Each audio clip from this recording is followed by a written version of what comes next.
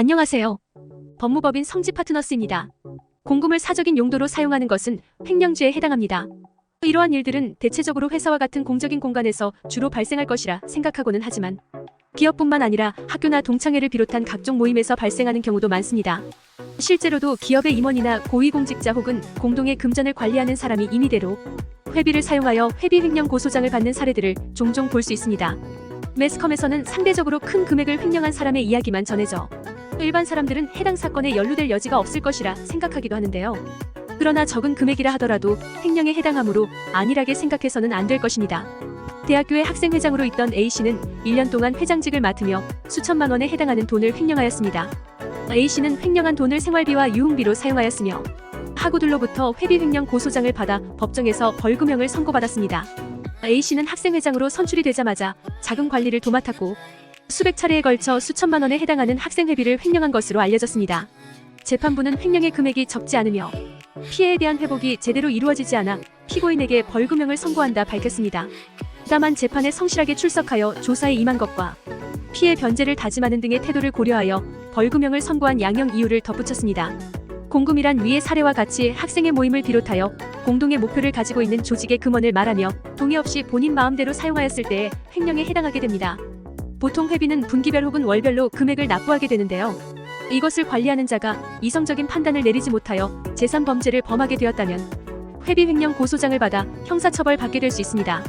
즉 개인 간의 모임에서 발생한 것도 회비 횡령 고소장으로 엄중한 법적 처벌을 받게 된다는 것입니다.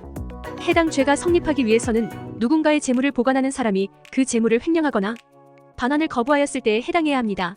잘못이 인정된다면 5년 이하의 징역이나 1,500만 원 이하의 벌금형을 받을 수 있습니다.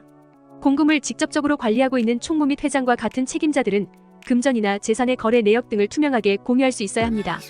공금이라 하는 것은 개인의 돈이 아닌 전체 혹은 속한 단체의 재산을 말하며 이를 처분하거나 변동하여 취득한 금원이 5억 원 이상일 경우 특경법에 따라 가중된 처벌이 선고됩니다. 이득액이 50억 이하일 경우에는 3년 이상의 유기징역에 이득 금원이 50억 원을 초과하게 되었다면 무기 또는 5년 이상의 유기징역을 선고받을 수 있습니다. 한 가지 사례를 통해 회비 횡령 고소장에 대해 더욱 상세하게 알아보도록 하겠습니다. 동창회 모임의 장을 맡고 있었던 B씨는 5년이라는 긴 시간 동안 동창회비와 관련한 금원을 관리하고 있었습니다. 동창회 모임에 속해 있는 회원들은 매달 B씨에게 회비 명목으로 일정 금액을 이체해 주었는데요. 그러다 한 회원이 동창회비에 대해 질문을 하게 되었고 이 질문에 답변을 제대로 하지 못하자 구성원들은 중간 정산을 요구하게 되었습니다. 그러나 B씨는 계속하여 이를 거절하였으며 회원들로부터 의심을 사게 되었습니다. 추후 지속적으로 회비에 대한 추궁을 받게 되자 B씨는 급하게 돈을 쓸 일이 있어 잠시 사용하게 되었으며 곧 다시 복구할 예정이라는 말을 전했습니다. 이 부분에 대하여 미리 고지하지 못해 미안하다는 말까지 덧붙였는데요. 그러나 사람들은 계속해서 B씨가 해당 금액을 어디에다 사용을 하였는지 질문하였고 결국 B씨는 투자에 사용하게 되었다는 말을 전달했습니다.